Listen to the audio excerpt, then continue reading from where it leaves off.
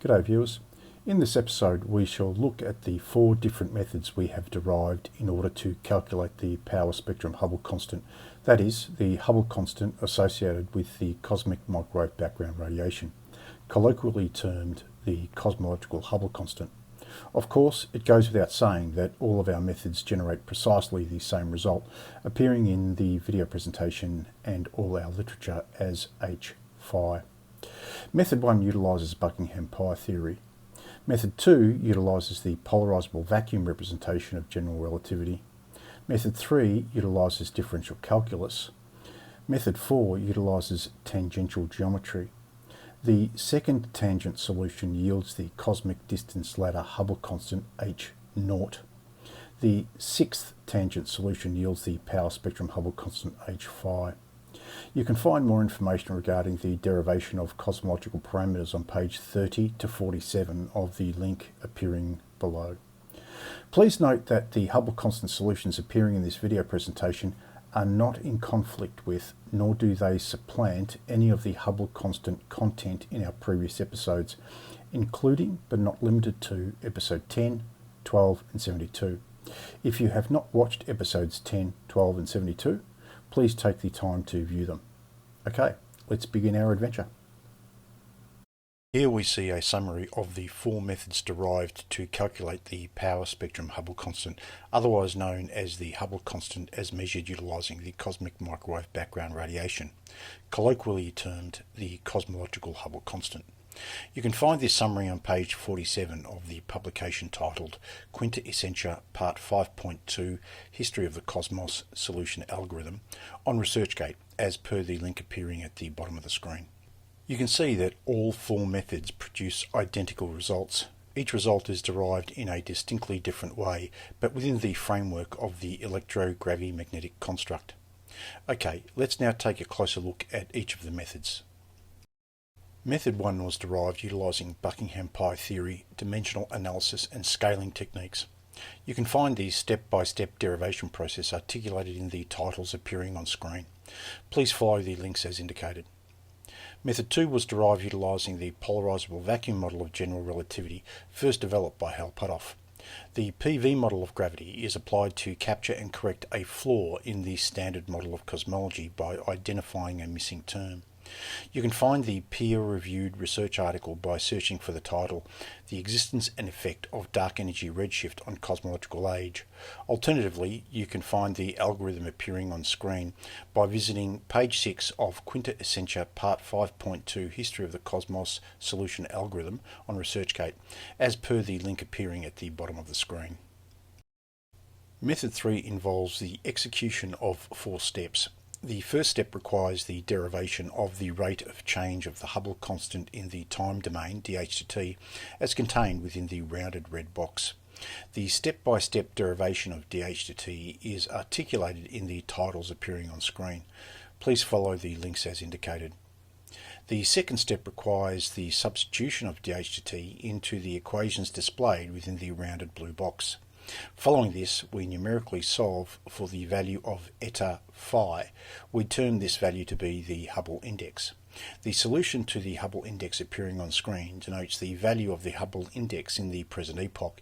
Utilising this, we are able to articulate an expression for the Power Spectrum Hubble Constant in the time domain as appears in the rounded purple box. It should be noted that the H-phi t equation has been calibrated to the value of the Power Spectrum Hubble Constant in the present epoch. Hence we term H-phi t to be the Holocene solution because it is calibrated to the present epoch. In formulating step 2, we could have utilised the value we derived in either method 1 or 2. However, in this instance we have utilised the value of Power Spectrum Hubble Constant derived via method 2. At this point, I'll also give viewers a gentle reminder that the Power Spectrum Hubble Constant refers to the cosmic microwave background radiation Hubble Constant, also colloquially termed the Cosmological Hubble Constant. Step 3 involves deriving the temporal form of the Hubble index, that is, the time-dependent form of the Hubble index, as per the solution sequence appearing on screen. I will also take a moment to emphasise that, where possible and appropriate, we have leaned into numerical solutions rather than analytical solutions. Given that we are working extensively within the MathCAD computational environment, we have leveraged off environmental features for convenience. Step 4 combines our Holocene solution from Step 2 with the generalised solution for the Hubble index derived in Step 3. This yields the Power Spectrum Hubble Constant solution H phi T2. The solution we derive in Step 4 supersedes the solution we derive in Step 2 because it incorporates the change in the Hubble index over cosmological time. This produces an accurate estimate of the Hubble constant in relation to the cosmic microwave background radiation since the instant of the Big Bang. Let's now take a look at method 4, but before we do, we need to revisit an important graph from the previous episode. If you haven't watched episode 117, please take the time to review it. The first feature we shall identify is the EGM deceleration parameter plotted by the brown curve. The second feature is the SMOC dark energy density parameter plotted by the red curve. The third feature is the SMOC pressureless matter parameter plotted by the blue curve. The fourth feature is the SMOC deceleration parameter plotted by the magenta curve. The fifth feature is the EGM total density parameter plotted by the black curve. So then, what is the difference between the EGM and SMOC curves? In other words, what is the difference between the EGM deceleration parameter and the SMOC deceleration parameter? Well, in order to answer these questions, we need to understand how all of these parameters hang together within the EGM construct. To start with, we shall discuss the EGM total density parameter and the EGM deceleration parameter. The EGM total density parameter is constrained by the experimental observation that the expansion geometry of the universe appears to be flat, according to our most sensitive instrumentation. Subsequently, if we consider very small units of cosmological expansion time, say minutes, hours or days, then we may approximate cosmological expansion to be static, simply because its expansion is beyond the resolution of our instrumentation over such short periods of cosmological time. Consequently, the EGM deceleration parameter is trivially derived in accordance with the equation shown. In other words, the relationship between the EGM total density parameter and the EGM deceleration parameter represents the Newtonian balance between two opposing forces, that is, the cosmological expansion force initiated by the Big Bang and the expected cosmological contraction force arising from gravitational effects. In order to get the SMOC parameter curves, we simply break down the EGM deceleration parameter into its constituent SMOC parts, namely the dark energy density parameter plotted by the red curve, the pressureless matter parameter plotted by the blue curve, and the deceleration parameter plotted by the magenta curve. The sixth feature on the illustration is the time constant, the Big Bang Hubble constant, and the cosmological history of the cosmological constant. Let's now declutter the illustration and look at the seventh feature. As emphasised by the rounded box in the right-hand corner of the slide, you see the present epoch values of numerous SMOC metrics derived via the EGM construct. The eighth and final feature on the illustration is emphasised by the rounded box appearing in the lower third of the slide.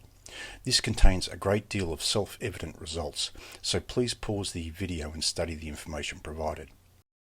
Now that we have walked through this illustration in some detail, we will start over with just the baseline information appearing on screen in order to communicate the method for solution.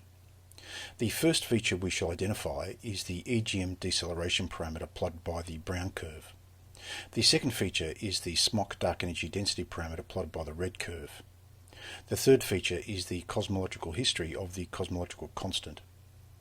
The next thing we will do is emphasise the x-axis intersection of the SMOC dark energy density parameter plotted by the red curve. If we vertically drop this point until it strikes the EGM deceleration parameter plotted by the brown curve, we obtain the first tangent to the brown curve at the instant when the SMOC dark energy density parameter plotted by the red curve is 0. Moreover, this result coincides with the mid-Hubble age of the universe, that is 7.3 billion years.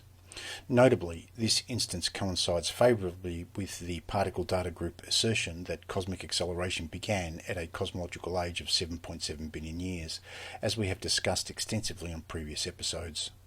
By drawing the first tangent to the EGM deceleration parameter plotted by the Brown curve, at the point indicated by the dashed red circle, we obtain a straight line which crosses the x-axis indicated by the purple circle. Once again, if we vertically drop this line until it strikes the EGM deceleration parameter plotted by the Brown curve, we obtain the second tangent to the EGM deceleration parameter indicated by the dashed purple circle. This instant in cosmological history coincides with exactly 3/4 of the Hubble age and denotes the cosmological instant when the cosmological constant possessed its greatest magnitude since the early moments of the Big Bang. Repeating the procedure once again, we obtain the x-axis intercept of the second tangent as indicated by the Brown circle.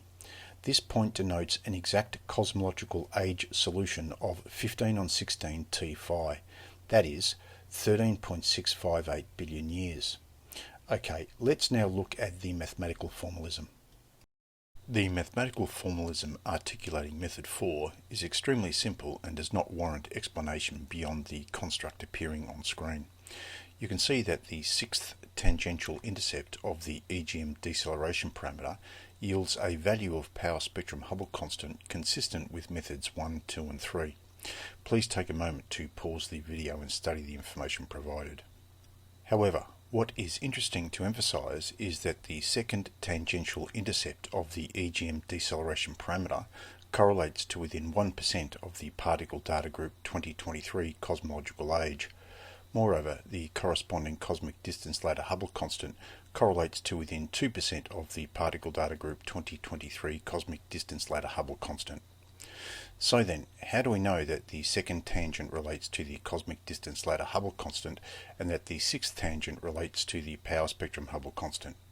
Well, the EGM deceleration parameter, that's the Brown curve we saw on the previous slide, is in effect the reciprocal of the EGM total density parameter, which appeared as the black curve on the previous slide. Hence, the EGM total density parameter denotes the sum of all matter energy fields. Consequently, as the EGM deceleration parameter diminishes to zero, that is the Brown curve on the previous slide, its baryonic contribution also diminishes to zero, as cosmological time tends to infinity. Thus, what remains by the sixth tangent iteration is a measure of the total energy, but without any baryonic contribution. Therefore, the sixth tangent denotes a solution to the Power Spectrum Hubble Constant. Okay, let's now summarize what we have learned. On our journey, we have learned the following points. Number 1.